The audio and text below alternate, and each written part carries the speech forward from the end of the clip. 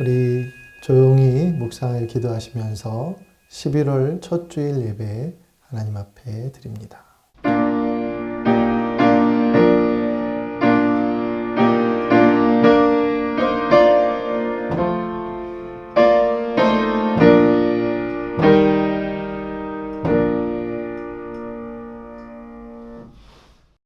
찬송 91장 함께 부르시겠습니다.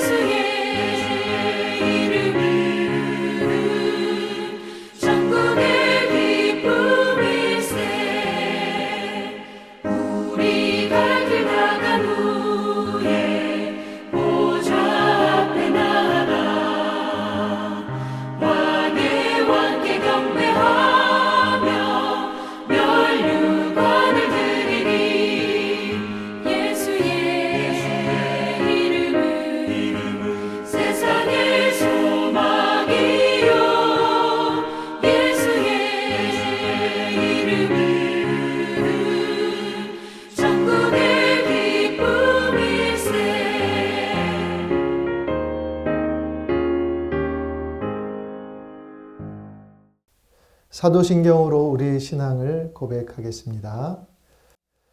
전능하사 천지를 만드신 하나님 아버지를 내가 믿사오며 그 외아들 우리 주 예수 그리스도를 믿사오니 이는 성령으로 잉태하사 동정녀 마리아에게 나시고 본디오 빌라도에게 고난을 받으사 십자가에 못 박혀 죽으시고 장사한 지 사흘 만에 죽은 자 가운데서 다시 살아나시며 하늘에 오르사 전능하신 하나님 우편에 앉아 계시다가 저리로서 산자와 죽은 자를 심판하러 오시리라. 성령을 믿사오며 거룩한 공예와 성도가 서로 교통하는 것과 죄를 사하여 주시는 것과 몸이 다시 사는 것과 영원히 사는 것을 믿사옵나이다. 아멘. 성시교독은 교독문 24번 시편 46편입니다. 하나님은 우리의 피난처시오 힘이시니 환난 중에 만날 큰 도움이시라. 그러므로 땅이 변하든지 산이 흔들려 바다 가운데 빠지든지 바닷물이 솟아나고 뛰놀든지 그것이 넘침으로 산이 흔들릴지라도 우리는 두려워하지 아니하리로다. 한 시내가 있어 난이어 흘러 하나님의 성 곧 지존하신 이의 성소를 기쁘게 하도다. 하나님이 그 성 중에 계심에 성이 흔들리지 아니할 것이라. 새벽에 하나님이 도우시리로다. 그가 땅 끝까지 전쟁을 쉬게 하시며 발을 떴고 창을 끊으며 수레를 불사르시는도다. 이르시기를 너희는 가만히 있어 내가 하나님 됨을 알지어다. 내가 문 나라 중에서 높임을 받으리라. 내가 세계 중에서 높임을 받으리라 하시도다. 만군의 여호와께서 우리와 함께 하시니 야곱의 하나님은 우리의 피난처시로다. 아멘. 예배를 위해 함께 기도드립니다. 하나님, 11월 첫 주 첫날입니다. 오늘도 주일을 기억하여 예배드리는 모든 가정과 그 영혼을 기억하여 주옵소서. 주님의 보호하심 아래 한 주간을 살게 하시고 이 위기의 때 하나님의 돌보심 아래 거할 수 있도록 은혜 베풀어 주옵소서.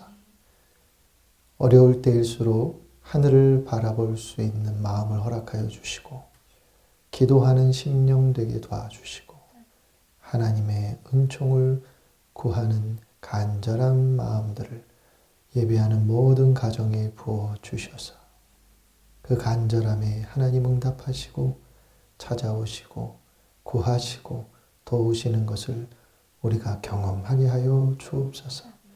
이 땅을 긍휼히 여기시고 이 위기에서 속히 구하여 주옵시고 아픔이 종식되게 하여 주옵소서.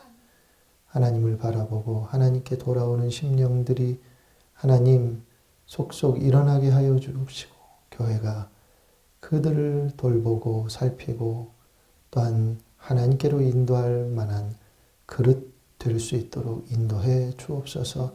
우리를 흔들어 깨우셔서 하나님이 사용하실 때 부족함 없는 교회와 가정 되게 도와주옵소서. 서로 돕고 기도하고 합력하여 선을 이루어가는 원미교회 교우들의 삶이 되기를 소망하옵고 우리의 세상에서의 삶과 기업과 또한 모든 수고하는 일터를 축복하여 주셔서 어려움 없게 하소서. 흔들림 속에서도 하나님의 보호하심을 느끼게 하여 주시옵소서. 아픈 이들을 돌보시고 상한 이들을 위로하여 주시오며 우리의 어린 생명, 우리의 어버이 하나님의 날개 그늘 아래 품어 주셔서 한 주간도 강건하도록 인도해 주시옵소서. 하나님, 이 나라 이 백성을 굽어 살피시고 이 나라 이 백성이 교회를 통하여서 깨어나게 하소서. 교회를 온전케 하소서. 교회를 성결케 하소서. 교회가 교회되게 하여 주옵소서. 오늘 이 예배도 하나님은 하나님으로 모시고 우리는 하나님 앞에 선자로 하나님께 온전한 헌신과 사랑을 드리는 귀한 백성으로 다짐하는 시간 되게 도와주시오며 주님의 백성을 주님이 지키시고 돌보신다는 믿음 아래 한 주간도 굳건하게 살아가도록 도와주시옵소서. 모든 예배를 주께 부탁드립니다. 우리에게 함께 하시고 우리를 치도하여 주옵소서. 예수님의 이름으로 간절히 기도드립니다.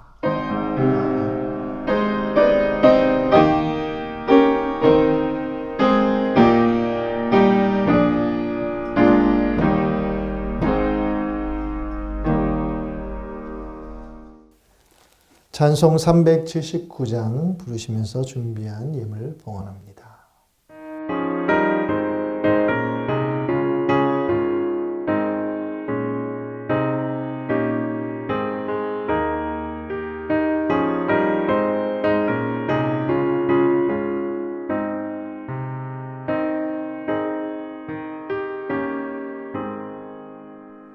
내 갈 길 멀고 마음은 깊은데 빛 되신 주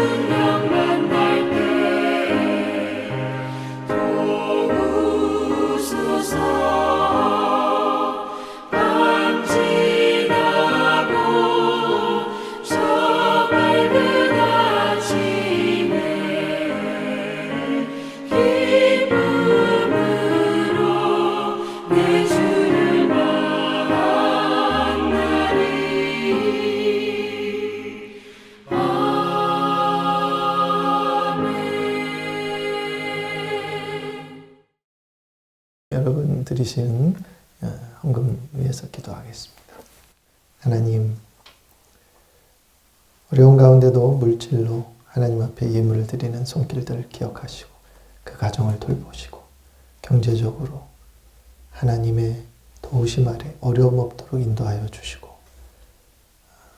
우리 자영업을 하는 분들 특별히 도우시사 하나님의 은총 아래 정말 나를 도우시는구나, 우리를 도우시는구나, 기도하는 자와 함께 하시는구나 하는 것을 깨닫는 은혜가 있게 하여 주옵시고 11조와 감사의 예물에 담긴 마음의 고백들을 다 기억하시사 하나님 선하신 때 값진 선물로 응답해 주옵소서. 모든 예물을 드리는 가정과 손길을 축복하시길 소망하며 예수님의 이름으로 감사하며 기도드리옵나이다.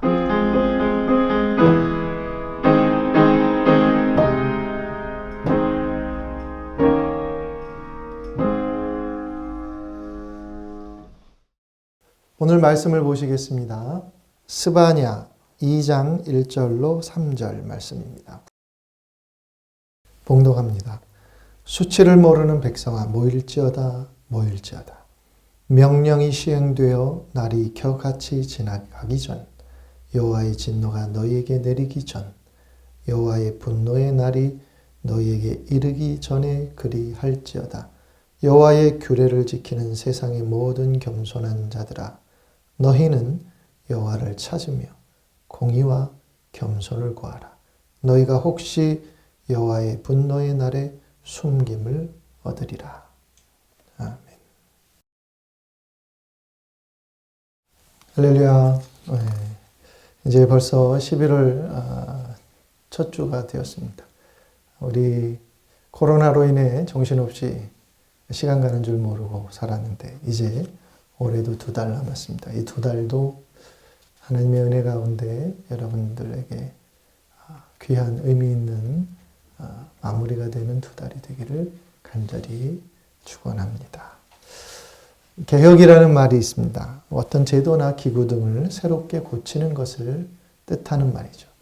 근데 한자를 보면 고칠 게 또 가죽 혁자를 씁니다. 개혁을 말하는데 왜 가죽 혁자를 사용할까? 개혁의 의미가 잘 녹아있는 단어 같다는 생각이 듭니다. 짐승의 피부를 우리가 사용하는 가죽으로 이렇게 오기까지 얼마나 많은 공정과 과정이 필요한지 모릅니다. 그리고 꽤나 많은 수고가 필요하고 가죽을 만들어내는 장인의 인내도 필요합니다. 그런 측면에서 개혁은 오랜 공을 들이고 인내와 또한 많은 수고가 담겨야 한다고 하는 의미에서 이런 한자를 선택하지 않았을까 그런 생각을 합니다. 어느 분야에서나 개혁에는 항상 그 개혁의 뜻에 동의하지 않는 사람들도 존재합니다. 그래서 그 과정이 힘들죠. 인내심과 지속적인 열정을 갖고 있지 않으면 중도에 멈춰버리는 일이 허다합니다. 신앙도 마찬가지예요. 히스기야의 신앙개혁이 중도에 멈췄어요. 저항을 만난 거죠. 아들 므낫세, 손자 아몬에게 저주된 겁니다. 그들은 히스기야, 아버지, 할아버지의 개혁 노선, 즉 하나님 신앙을 회복하려고 하는 그 모든 노력을 허사로 만들어 버렸습니다. 히스기야의 개혁 노선에 반대하는 이들이 그 왕들과 함께 다시 우상 숭배의 길로 나아가게 되었어요. 결국 유다는 다시 강대국들의 온갖 우상들을 모아 마치 우상의 잡화점처럼 많은 우상들이 유다에 그렇게 세워지게 되었습니다. 그러나 그 가운데 변함없이 여호와 신앙을 유지하며 살아가는 신실한 이들도 또 존재했습니다. 하나님은 그런 사람들을 통해서 당신의 역사를, 구원의 역사를 계속 이끌어 가시죠. 오늘 그 주인공 중에 한 사람을 소개하려고 합니다. 그 사람이 바로 스바냐 선지자입니다. 오늘은 스바냐가 우리 시대, 즉 위기의 때를 만나 그 위기 가운데 살아가는 또 닥쳐올 더 큰 환난을 대비해야 하는 그런 우리에게 주시는 말씀이 우리가 좀 새겨들어야 할 말씀인 것 같아서 이 스바냐서의 말씀을 읽게 되었습니다. 스바냐는 쩌파냐라는 이렇게 읽는데 하나님이 숨기셨다 라고 하는 뜻을 갖고 있습니다. 숨겼다고 하는 것은 보호하셨다 라고 하는 말도 있습니다. 하나님이 숨기시고 보호하시는 사람 스바냐. 이 스바냐서 1장 1절은 어떻게 소개하고 있냐 하면 아몬의 아들 유다왕 요시야의 시대에 요시야 시대에 활동했던 그리고 부름받은 사람이라고 소개하고 있습니다. 그 스바냐에게 임한 여호와의 말씀이라. 스바냐는 히스기야의 현손이요. 스바냐가 히스기야의 자손인 거예요. 우리식으로 하면 고조 할아버지 정도 되는 사람. 그러니까 히스기야의 여러 왕들 중에 므낫세가 왕이 됐지만 다른 아들, 그 아들의 자손들인 거죠. 자손 중에 스바냐가 있는 거죠. 스바냐는 왕족 출신의 예언자입니다. 그런데 스바냐는 자기 고조 할아버지의 신앙적 그 노선을 끝까지 붙들고 살아온 그러한 가문 중에 하나인 거죠. 그래서 스바냐는 이 히스기야의 개혁 정신, 여호와 신앙을 회복하려는 정신을 끝까지 붙들고 무너져 있던 히스기야에서 바로 세웠던 것이 그 자손들에 의해서 좀 무너졌지만 요시야 시대에 그것을 다시 세우려고 했던 요시야의 뒤에서 그런 영적인 격려와 지지 역할을 했던 사람이 바로 스바냐라고 하는 사람이었습니다.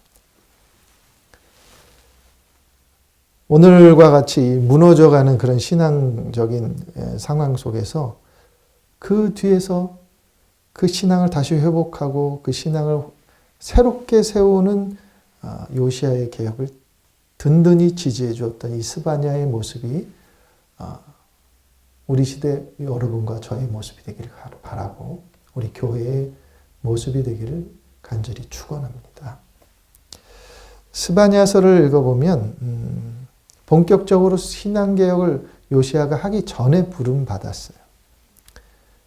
우상숭배로 다시 타락한 유다를 향해 하나님이 심판하실 것이라고 하는 그런 무서운 예언을 담고 있습니다. 이 스바냐가 유다 사회를 향해 던진 화두가 뭐냐면 여호와의 날이라고 하는 것입니다. 이 여호와의 날은 심판의 날을 의미합니다. 종종 스바냐서에서는 진노의 날이라고도 표현했습니다. 타락한 백성들, 도덕적으로 영적으로 타락한 하나님을 떠난 백성들을 향한 하나님의 진노가 시행되는 날이 바로 여호와의 날입니다. 그 선언의 시작이 1장 2절입니다. 1장 2절은 어떤 동사로 끝나냐 하면 모든 것을 진멸하리라. 그리고 1장의 마지막 절 18절을 보면 멸절하되 놀랍게 멸절할 것이라. 두 동사가 진멸하다, 멸절할 것이다 라고 하는 동사로 끝납니다. 각각 치워버린다, 잘라낸다 이런 뜻을 갖고 있는 거예요. 이 두 단어를 사용하셔서 하나님의 심판이 확고히 정해졌음을 스바냐는 알려주고 있습니다. 그런데 이 여호와의 날이 가까웠다는 거예요. 가까웠다는 거예요.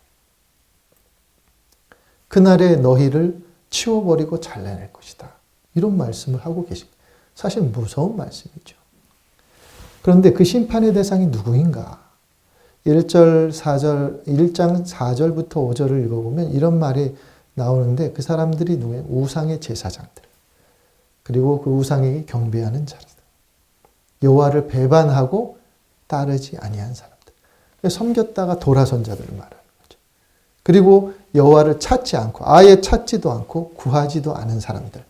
이 사람들이 진멸과 멸절의 대상이라고 증거하고 있고 8절을 보면 거기에 방백도 나옵니다. 방백은 지도자들을 말하는 거예요. 백성들이 바르게 가도록 해야 되는데 방치한 거예요. 그리고 자신들도 하나님을 구하지 않은 그 방백들, 지도자들, 그리고 왕자들도 나와요. 왕자들. 왕의 자녀들. 그리고 이방인의 옷을 입은 자들. 즉 이방인의 문물과 그런 풍습을 받아들이는 사람들. 그리고 문턱을 넘어서 즉 이방 우상 신전의 문턱을 뛰어넘어 포악과 거짓으로 자기의 주인 즉 우상의 집 우상 신전을 채운 자들 우상 신전에 무언가를 갖다 바친 사람들 이런 사람들이 그 형벌의 대상입니다. 이들에게는 그날이 심판이고 진노의 날이에요. 그런데 이 말을 살짝 뒤집어 해석을 하면 그러면 그렇지 않은 사람들 하나님을 구하며 살았던 사람들 하나님을 찾으며 살았던 사람들 하나님의 말씀을 따르던 사람들에게는 심판의 날 진노의 날이 아니라 그때는 구원의 날이 되는 것이죠. 이런 암시가 담겨있는 말씀입니다. 즉 이 말씀 속에는 역사의 흥망성쇠가 하나님의 백성들이 하기 나름이라는 메시지가 여기 담겨있다는 거예요. 역사의 흥망성쇠는 우리 교회가 하기 나름인 거예요. 그 역사의 잘못을 따라서 하나님이 그 임하시는 그 여호와의 날이 누군가에게는 진노의 날로, 누군가에게는 구원의 날로 임하게 된다는 것입니다.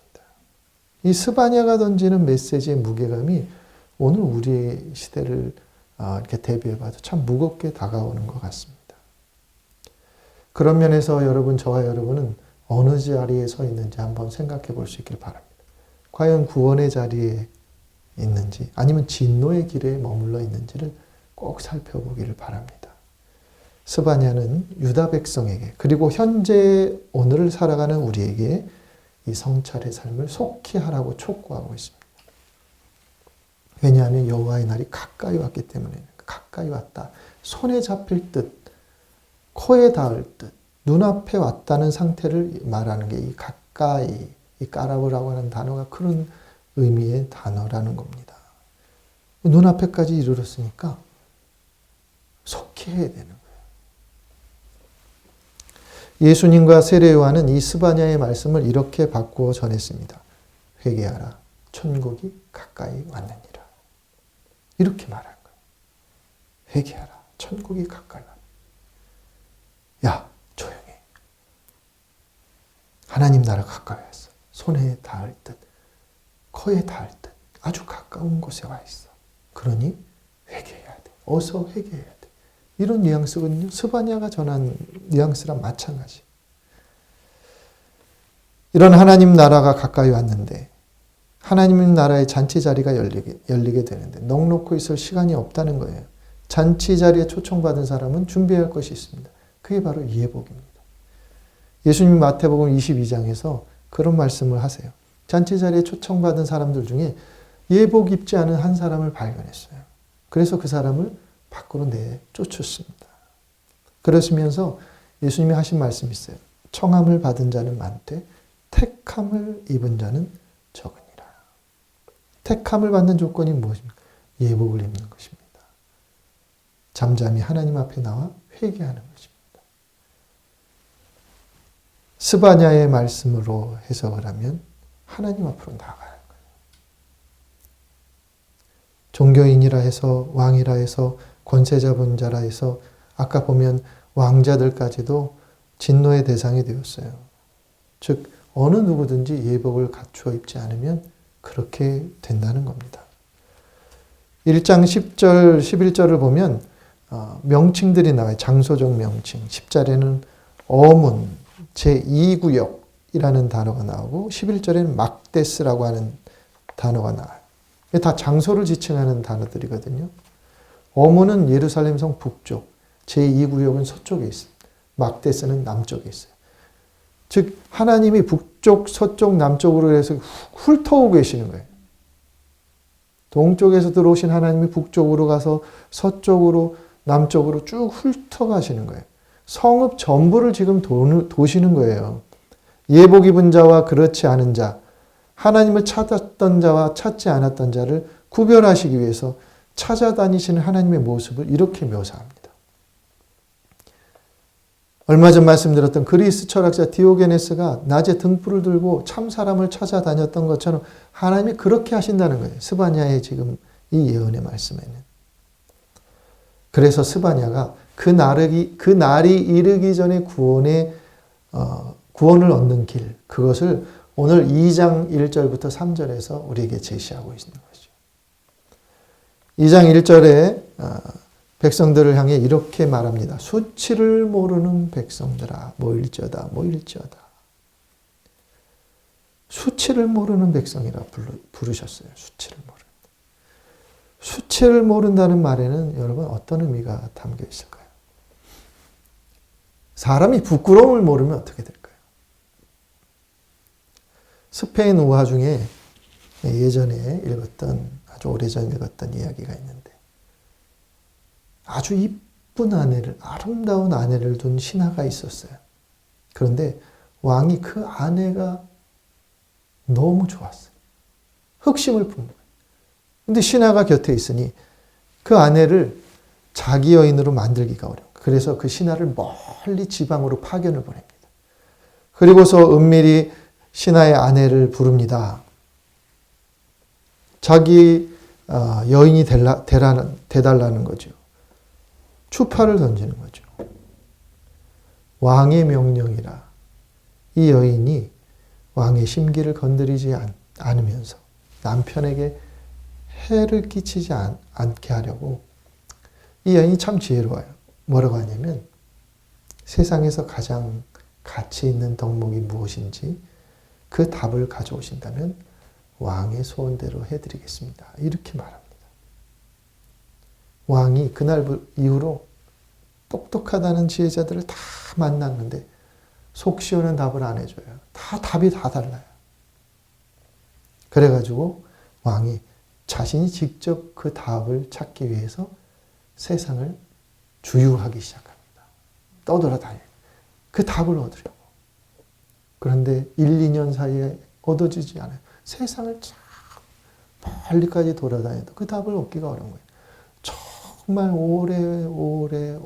오랫동안 다니다가 어느 날 그 답을 얻었어요. 그리고 다시 왕궁으로 돌아왔습니다. 그리고 왕이 신하의 아내를 불렀어요. 그 아내는 여전히 아름다웠어요. 왕은 자신이 얻어온 답을 말해줍니다. 그 여인이 생각한 답 그대로였어요. 그 답은 바로 수치를 아는 것. 그게 세상에서 가장 가치 있는 덕목이라는 것을 말했습니다.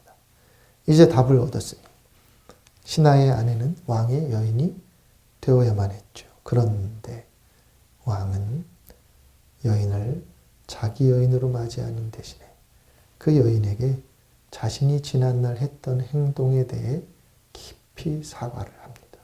자신이 그 아내에게 말했던 것이 얼마나 부끄러운 짓이었는지, 얼마나 추한 것이었는지를 고백하면서 미안하다고 진심으로 사과했어요.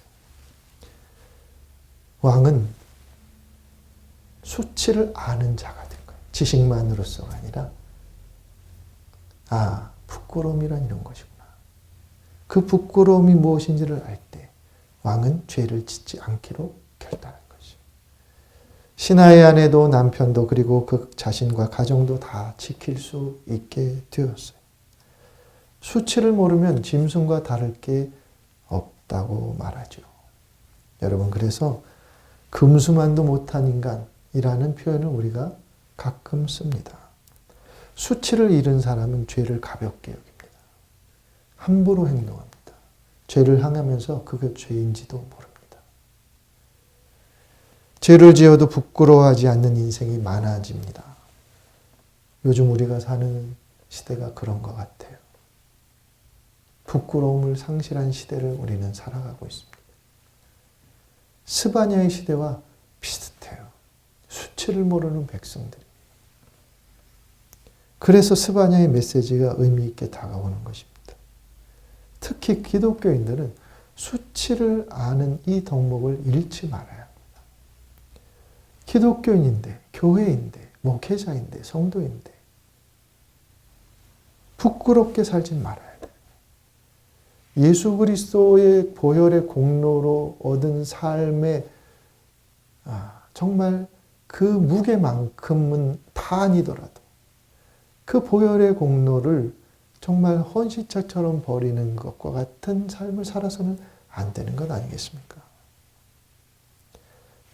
이 수치를 알 때, 죄가 가져다주는 부끄러움이 어떤 것인지를 알 때 우리는 죄의 유혹 앞에 절제할 수 있는 것입니다.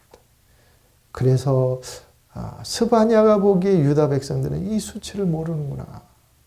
그래서 이런 탄식과 안타까운 마음으로 그들을 향해 수치를 모르는 자들이라 호칭한 것이 아닌가 생각합니다. 그러나 수치를 모르는 자들이었다 할지라도 모여라. 여호와의 날이 이르기 전에 겨같이 날아가 버리기 전에 모여라는 거예요. 하나님 앞에 모이라는 거예요. 그러면 거기에 소망이 있다는 거죠. 여호와의 날이 이르면 이미 늦는 거예요. 그 전에 모여야 합니다. 모일지어다 2번 반복했는데 앞에 모일지어다는 스스로 모여라는 거예요. 스스로 너 자신부터 모여라. 너 자신부터 모이고 그리고 함께 모여라. 이런 의미의 선언입니다. 여러분 나 스스로 먼저 하나님 앞으로 나아가야 합니다. 그런 나의 걸음이 공동체의 걸음이 되어야 한다는 거예요. 하나님 앞으로 나아가는 것 외에 다른 것으로는 구원을 얻을 수 없기 때문에 그런 겁니다. 모여서 무엇을 하라는 하나님을 찾으라는 거예요. 하나님을 찾아라. 찾으라는 단어, 이 단어는 원어적 의미로는 어떤 상태를 말하냐면 귀한 걸 아주 잃어버렸어요. 귀한 걸 잃어버려가지고 그걸 정말 어떻게 찾아야지 하면서 애타게 찾는 그러한 모습과 상태를 말해요. 그냥 찾는 게 아니에요. 정말 간절하게, 애타게 막 찾는 거예요. 예배로 우리가 표현하면 예배 드리면 드리는 거고 상황이 안 되면 어쩔 수 없는 거고 예배 이번 주 못 드리면 다음 주에 드리면 되지. 이런 마음이 아닌 거예요. 예배를 드리지 못하는 것이 너무 아프고 간절하게 하나님 앞에 나와 정말 진실하게 드리고 싶어하는 마음. 이런 마음의 상태, 이런 걸 말하는 거예요. 그런 마음으로 하나님을 찾으라는 거예요. 그 다음에 뭐라고 하냐면 공의와 겸손을 구하라 이렇게 말했어요. 공의는 지난주에 의인은 그 믿음으로 말미암아 살리라 할 때 의인이 짜딕 여기서는 제덱 같은 어근을 갖고 있어요. 올바로 살아라. 올바로 살아가려는 것을 살아가려고 S라는 거예요. 구하다라고 하는 단어도 앞에 찾으라고 하는 단어랑 히브리 원문은 똑같아요. 근데 이제 표현만 우리말에서 표현만 달랐을 뿐이지 원어는 똑같습니다. 그러니까 공의를 구하는 것도 어떤 마음으로 하는 거예요? 정말 귀한 것을 잃어버린 것을 정말 간절히 찾으려고 하는 마음으로 내가 내 삶을 그렇게 하나님 앞에 바르게 살려고 애써야 한다는 거예요. 겸손을 구하라고 했어요. 여러분 겸손을 잃어버린 거예요. 하나님 앞에 겸손을 잃어버린 거예요. 겸허한 마음, 심령의 가난함을 잃어버렸어요. 그것이 어디서 잃어버렸는지 내가 다시 찾아야 해요. 그걸 찾으려고 막 애쓰는 거예요. 안절부절. 어떻게 찾지? 어디서 찾지? 그런 마음으로 애쓰고 노력하는 자세를 말합니다. 이거를 가져야 한다는 거예요. 베드로전서 5장 5절 이하에 베드로 사도가 남긴 말씀이 있어요. 젊은 사람들을 향해 남긴 말씀이긴 하지만 한번 읽어보겠습니다. 젊은 자들아 이와 같이 장로들에게 순종하고 다 서로 겸손으로 허리를 동여라. 하나님은 교만한 자를 대적하시되 겸손한 자들에게는 은혜를 주시느니라.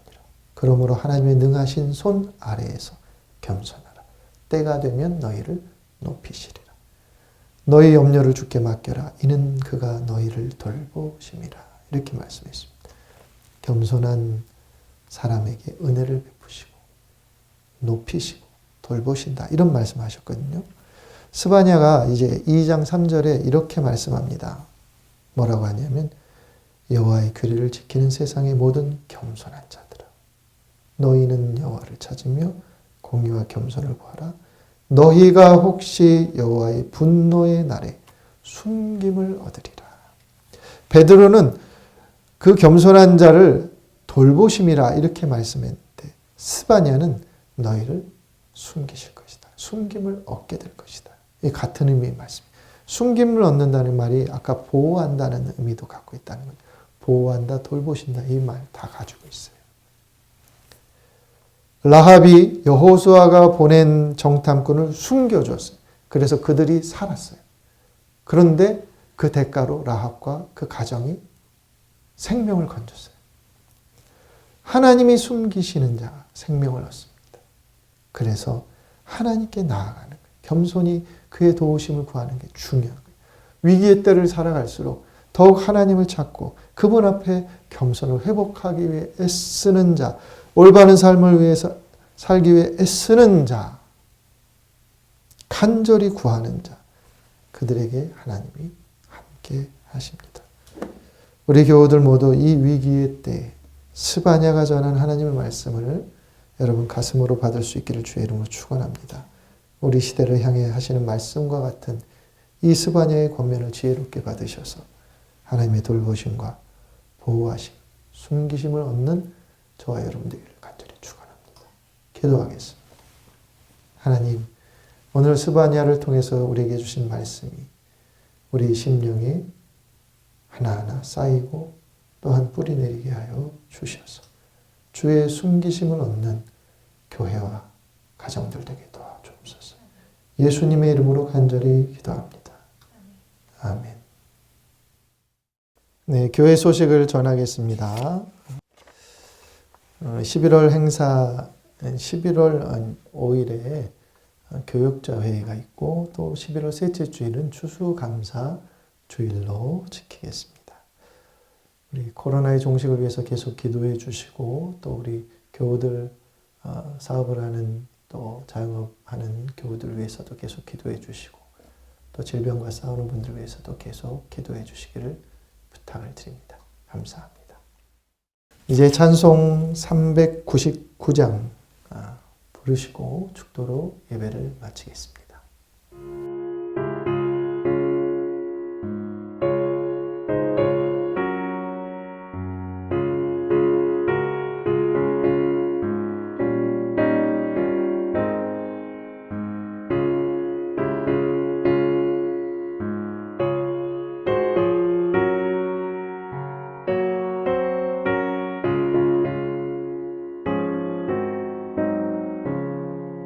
어린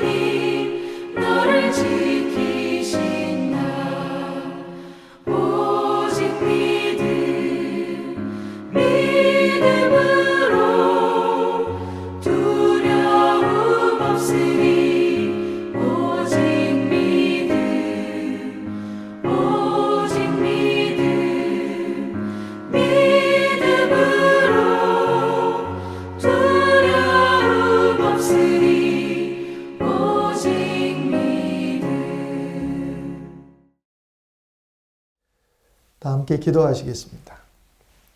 이제는 우리 주 예수 그리스도의 은혜와 하나님의 사랑하심과 성령님의 감동하심이 스바냐의 말씀을 듣고 또 마음에 결단하고 헌신하는 우리 원미교회 모든 교우들과 가정 위에 언제나 함께 하옵시기를 간절히 축원하옵나이다.